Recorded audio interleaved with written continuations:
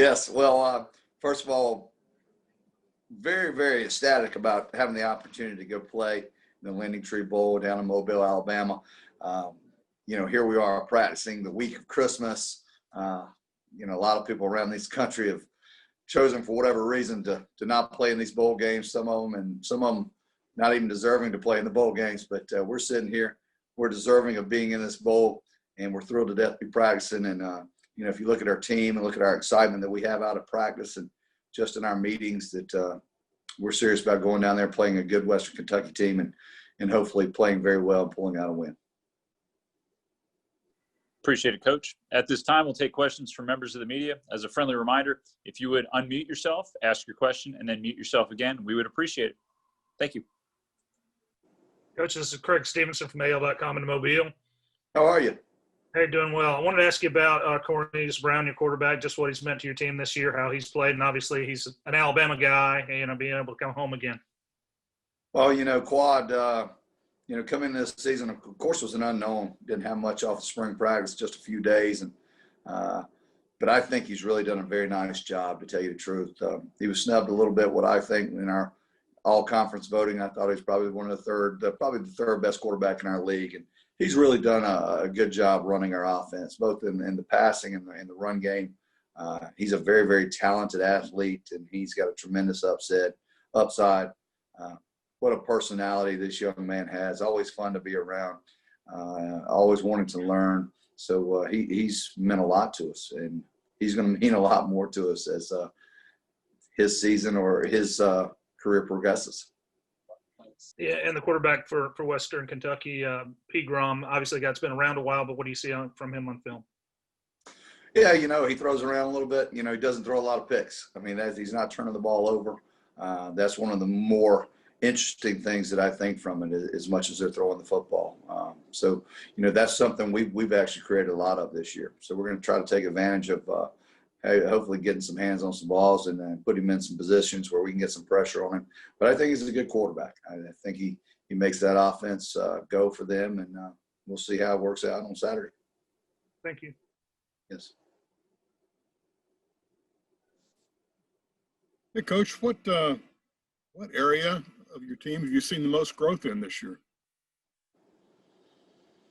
Great question. When you sit back and reflect on it, you typically look at a lot of different areas. But I think, when you look at our guys up front, and that's Jordan Strong, we haven't been a great pass rushing team.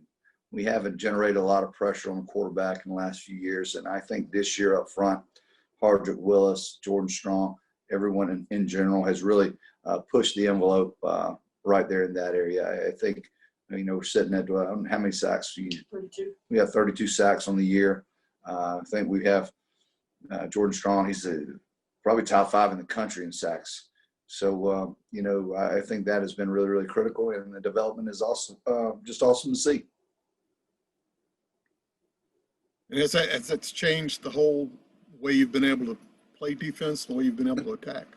Well, if you can get pressure on the quarterback, you can change a lot of things. You can change your back end. You can do a lot of things. So certainly it has helped us and adjusted our defense.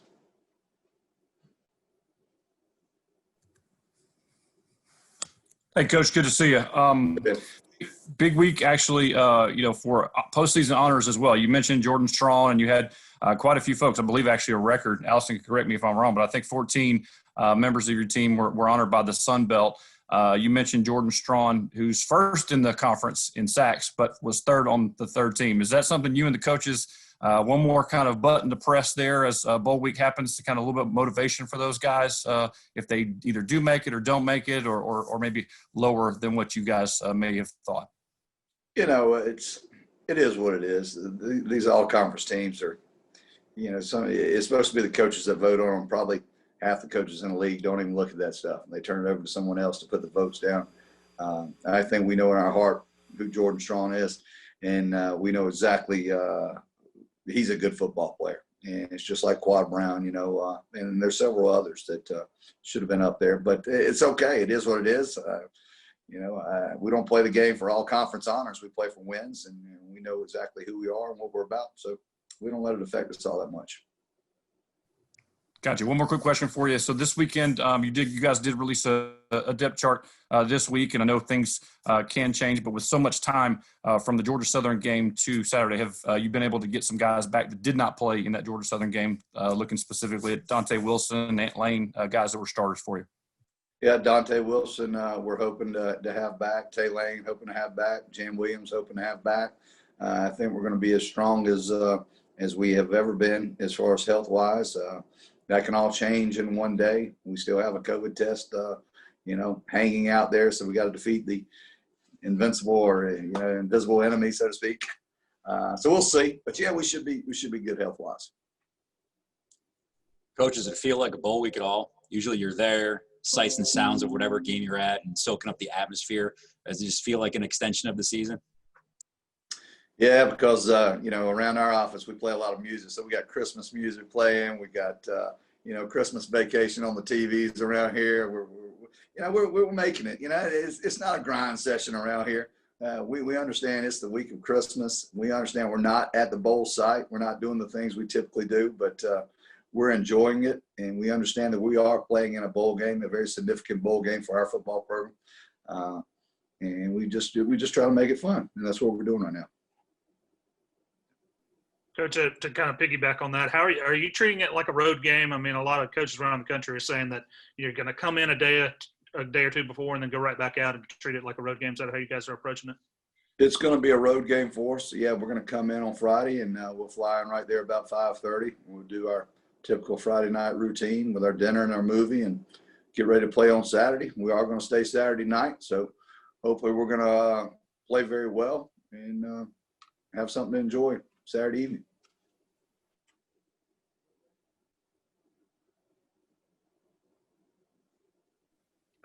Coach, it's Marcel Pertuta Sports Inquirer. You mentioned it in your intro about teams not making bowl games or not committing to them for various reasons or even not being deserving.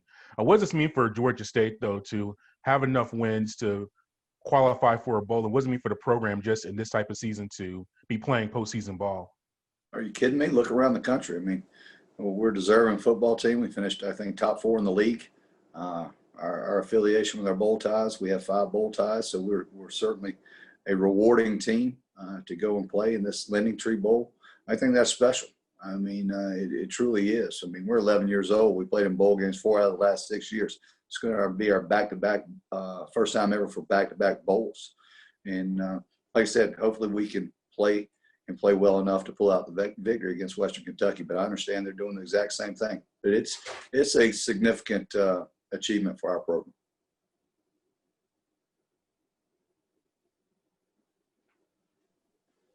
Let me ask one question about your kicker, Noelle Ruiz. What has his consistency meant to your team this year?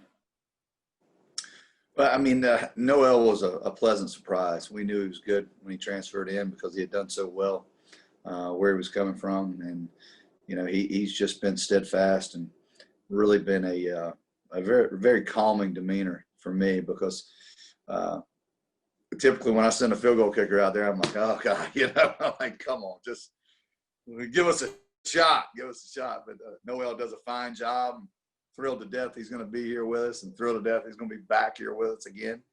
And I'm not a guy that likes to kick a lot of field goals.